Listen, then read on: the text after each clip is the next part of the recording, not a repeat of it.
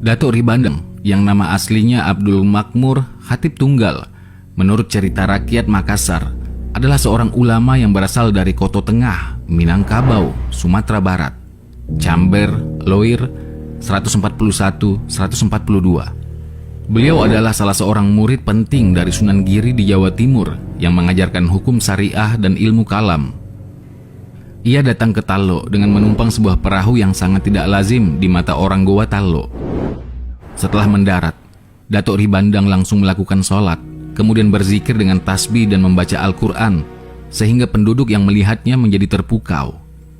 Beberapa orang yang melihat Datuk Ribandang kemudian segera melaporkan ke Raja Tallo akan kedatangan orang asing yang berperilaku tidak biasa. Mendengar laporan tersebut, Raja Tallo lantas berangkat menemui Datuk Ribandang. Ketika bertemu, Raja Tallo menyapa Datuk Ribandang segera setelah melihat dan bertanya, "Tuhan apa yang kamu sembah?" Datuk Ribandang menjawab, "Tuhanku adalah Tuhan Tuan juga." Karena terkesan dengan penampilan dan tutur kata Datuk Ribandang dalam menjelaskan ajaran Islam, maka dengan kesadaran dan keikhlasan sendiri, Raja Tallo kemudian bersedia memeluk agama Islam. Setelah menjadi Muslim, Raja Tallo juga meminta kesediaan Datuk Ribandang untuk menetap di Tallo guna mengajarkan agama Islam kepada rakyatnya. Berdasarkan analisis Nurduin, 1956, halaman 247-266, atas lontara Bilang Goa, dapat diketahui bahwa usaha Datuk Ribandang berhasil mengislamkan Raja Tallo yang bernama I Malingkang Daeng Nyonri Karangkatangka pada hari Kamis, tanggal 9 Jumadil Awal 1014 Hijriah atau 22 September 1605 Masehi dengan nama Muslim Sultan Abdullah Awalul Islam. Beberapa saat kemudian menyusul Raja Goa ke-14, I Mangerangi Daeng Manrakbia, dengan nama Muslim yaitu Sultan Alauddin. Setelah kedua raja kerajaan kembar tersebut memeluk agama Islam, Goa Tallo kemudian menjadi pusat penyebaran agama Islam untuk seluruh jazirah Sulawesi Selatan. Gerakan Islamisasi berlangsung dari tahun 1605 sampai dengan tahun 1612. Kemudian pada akhirnya, segenap kerajaan Bugis dan Makassar telah menerima agama Islam sebagai agama resmi kerajaan. Pada awal program Islamisasi di Goa, Datuk Ribandang terjun langsung menjadi guru agama Islam bagi para kerabat istana kerajaan Goa. Untuk kepentingan dakwah, Datuk Ribandang memohon kepada Raja Goa agar bersedia membangunkan masjid di Kaluku Bokdoa. Di Masjid Kaluku Bokdoa itulah Datuk Ribandang memulai dakwah dengan menyampaikan aspek-aspek yang berkenaan dengan syariah. Aspek syariah yang bersifat mendasar disampaikan, antara lain meliputi rukun Islam, rukun iman, hukum warisan, hukum perkawinan, dan upacara-upacara keagamaan atau hari-hari besar Islam. Setelah memeluk agama Islam, Raja Goa sendiri memainkan peran ganda. Raja Goa Sultan Alauddin selain bertindak sebagai hakim agama atau yudikatif, ia juga menjadi eksekutif yang menjalankan roda pemerintahan. Dalam waktu yang tidak terlalu lama, proses dakwah di Goa mendapatkan hasil sesuai dengan harapan Datuk Talloa pada saat pertama kali tiba di Sulawesi Selatan. Penguasa Goa mulai terlibat aktif menyebarkan agama Islam yang diawali dengan momentum deklarasi agama resmi kerajaan Goa Tallo yang ditandai dengan sholat Jumat pertama. Sesudah itu, Sultan Alauddin mengirim utusan-utusan ke sejumlah kerajaan tetangga untuk mengajak mereka menerima dan menganut Islam serta menjadikannya sebagai agama resmi kerajaan. Setelah mendeklarasikan Islam sebagai agama resmi kerajaan, utusan-utusan Goa kemudian melakukan muhibah ke sejumlah kerajaan. Utusan yang berangkat ke kerajaan tetangga pada umumnya mendapat tanggapan yang baik dari penguasa setempat seperti Sawito, Balanipa atau Mandar, Bantaeng, dan Selayar. Sebagai pendukung setia kerajaan Goa, kerajaan-kerajaan etnis Makassar dan Turatea juga memberi tanggapan baik, khususnya Galesong, Pattalasang, Bangkala, dan Binamu. Sementara kerajaan Bone, Sopeng, dan Wajo mula-mula menolak ajakan Goa serta membentuk persekutuan bernama Telum Potcoe untuk membendung agresi yang pasti terjadi setelah penolakan yang mereka lakukan. Penolakan kerajaan Telung Potcoe tidak langsung ditanggapi dengan reaktif oleh Raja Goa. Beberapa waktu lamanya Sultan Alauddin masih terus mencoba jalan damai dengan mendekati secara kekeluargaan kepada Raja Bone ke-10, Wetenri Tupu.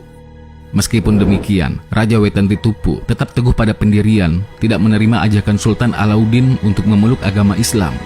Penolakan yang dilakukan oleh Raja Bone ke-10 membuat Gowa memutuskan untuk menyebarkan agama Islam dengan cara mengobarkan musuh asal lengeng atau perang untuk pengislaman.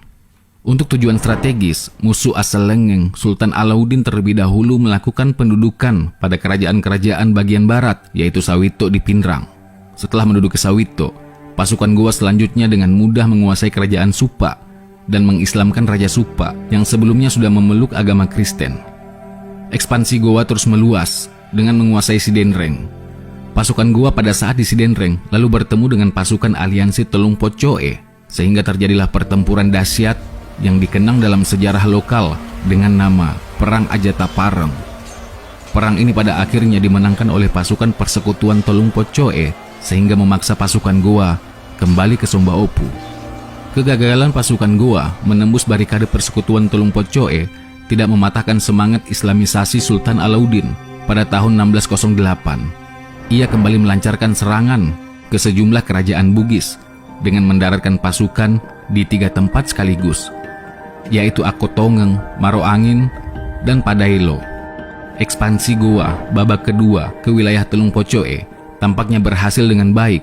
Beberapa kerajaan kemudian memihak Gowa menerima dan menganut agama Islam, yaitu Akotongeng, Kerajaan Rapang, Bulu Cenranae, Uting, dan Maiwa. Sopeng sebagai salah satu pilar utama persekutuan Telung Pocoe mendapat giliran diserang oleh Gowa pada tahun 1609. Serangan pasukan Gowa ke Sopeng juga berhasil dengan baik. Datuk Sopeng berhasil diislamkan tepat pada tahun 1609 Masehi. Jejak Datuk Sopeng menganut agama Islam diikuti oleh Arung Matua Wajo, Lasangkuru Mulajaji dengan nama Muslim Sultan Abdurrahman pada tanggal 10 Mei 1610 Masehi. Setelah memeluk agama Islam, Arung Matua Wajo, Lasangkuru Mulajaji lantas berperan aktif juga melakukan islamisasi kepada rakyatnya. Bahkan Arung Matua Wajo sudah sampai ke Wani pada tahun 1666 Masehi untuk mengajak masyarakat menganut agama Islam. Sayangnya, komunitas Wani atau Towani menolak sehingga mereka harus menerima konsekuensi malek ke Dapureng atau migrasi ke Amparita yang merupakan wilayah kekuasaan Datuang Sidenreng.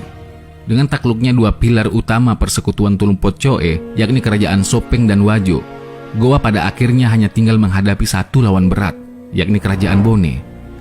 Kondisi persekutuan Telung Pocoe yang menyisakan Bone sebagai satu kekuasaan aliansi tampak sudah sangat memudahkan bagi Gowa untuk memenangkan perang dalam musuh asal lengeng.